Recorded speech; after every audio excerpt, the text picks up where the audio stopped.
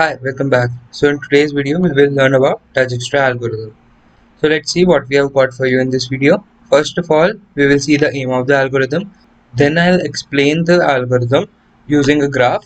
Then we'll go through its pseudocode, its running time, and finally the correctness of the algorithm. So let's see the aim of the algorithm. It is to find the shortest path from any vertex given, which is a source vertex, to all of the vertices in a given graph, only to the vertices which are reachable from the source vertex. So let us see it's working using this graph. So I am maintaining two set, which is set x, which will be the vertices which are included in the shortest path, and set v minus x, which are all the vertices except the vertices in x. So basically this algorithm runs in such a way that it finds the minimum path between the set x and set v minus x.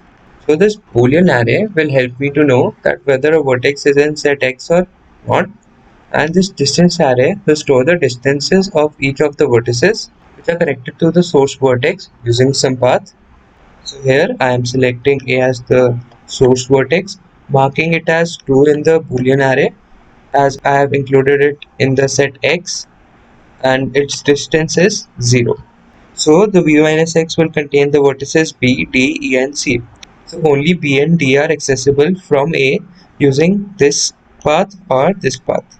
So the path connecting A to D have a distance of 0 plus 1, which is distance of A plus 1, and the path from A to B is distance of A plus B, which is 0 plus 6. So the shortest of which is 1. So I will add D to the set X by marking it as true and updating its distance to 1. Now X will have A and D, and V minus X will have B, E and C. So here we have a total of 3 edges connecting X and V minus X, which is this one and this one. So the path from D to E is distance of D plus E, which is 1 plus 1, which is 2. This one will be 2 plus 1, which is 3, and this one will be 6. So the shortest of which is 1. So I will select this edge and mark vertex E to true and update the distance of E to 1 plus 1, which is 2.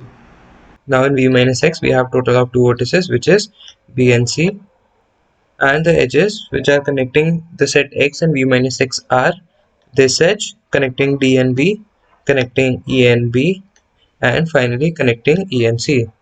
So let us see the distance of B from D, which will be the distance of D plus the weight of H, which is 2, which sums up to total of 3, and from E it will be 2 plus 2, which is 4, and from E to C it will be total of 2 plus 5, which is 7, the shortest of which is from D to B, which is 3. So I will update the distance of B to 3 and mark it as true in the contain array as we want to add it to the set X. Now the only vertex which is left in V minus X is C, and we only have two edges connecting X and V minus X, which is this edge of weight 5 and the other edge from E to C, which is also of weight 5. So if I move from E to C, the distance will be 2 plus 5, which is 7, whereas if I take a path from B to C, it will be 3 plus 5, which is 8, the shortest of which is from E, which is 7. So I will mark C as true and update the distance of C to the distance of E, which is 2, plus the weight of H, which is 5, which sums up to 7. So here you can see that the distance array has given us the shortest path from the source vertex to all of the vertices for which a path was possible. So this was the running of the Dijkstra algorithm. Let's look at some variables we have to keep before proceeding into the pseudocode. The first one is the distance array, which is used to store the distance of vertices from the source vertex. Array contain, which will be a boolean array to know whether the vertex is in the set X or not, and the heap, which will help us getting the minimum path from the set X to V minus X. So let's move on to the pseudocode. First of all, I will make contain source as true, that is adding the source vertex to the set X, and I will add all the outgoing edges from the source vertex with the values of distance of S, which will be 0, plus the weight of the edge from S to V, and create a min heap using it. So this while loop will run till the heap is not empty. So let us assume that the edge which we got through extract min is ei and its endpoints are u and v, and u is in set x. So we have to check if v is already in x or not. If it is not, we will add it to x and update the distance of v to the distance of u plus the weight of their edge connecting u and v. Then we will insert all the outgoing edges from v to any vertex w to the heap with its distance as distance of v plus the weight of edge connecting v and w. So let us see its running time. So the total edges which will be included in the heap will be e. Therefore, the same number will also be deleted from the heap, which is e. And we know that each heap operation takes log time. Therefore, all the heap operations will take log e times. And the outer loop, which runs till heap is empty, will run for e times. Therefore, the total time complexity will be e into the time taken to perform heap operations, which is log e. And we know that e will be at most v square, thereby replacing e as v square, we will get 2e log v, which is approximately equal to e log v. So let us see the claims through which I will explain the correctness of this algorithm. The first claim says that if an edge is added to the shortest distance path with one endpoint as u, which is in set x, and the other is v, then the distance of v will be distance of u plus weight of their edge from u to v will be the shortest distance path. So now let us see its proof.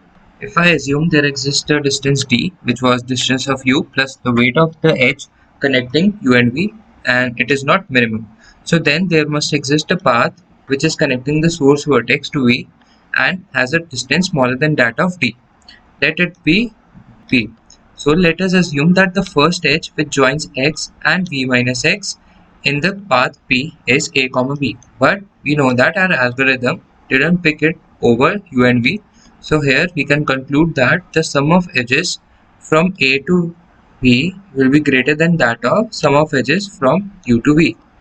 This will be equal to the distance of u plus the weight of edge from u to v, and the sum of edges from a comma v will be the distance of a plus the weight of edge from a to b. Now we know that the length of path p was greater than or equal to distance of a plus the weight of edge from a to b, as it also contains a path from b to v. Therefore, the path selected by our algorithm would be the shortest path. So let us see the claim 2, that all the vertices which is present in the set X has the shortest path. So I will prove it using induction. Let the size of the set X is S. For S is equal to 1, which means that set X contains only a single element, which will be the source vertex, and its distance will be 0, which will be its shortest distance. So the induction hypothesis states that for the set S equal to K, it is true that all the vertices in the set will have the shortest path. So let us prove it for S is equal to K plus 1. Suppose that the last edge which was added in the shortest path has one endpoint as V and the other as U, where U was already in X. Then the value of distance V is equal to distance of U plus edge of weight between the two vertices, which is U and V, will be minimum as proved in the previous claim. So let us see what we have got for you in the next video. We will learn about Bellman-Ford algorithm. It is also another algorithm to find the shortest path, and we will see how we can use this algorithm to detect negative cycle. So that's it for today's video. Thank you.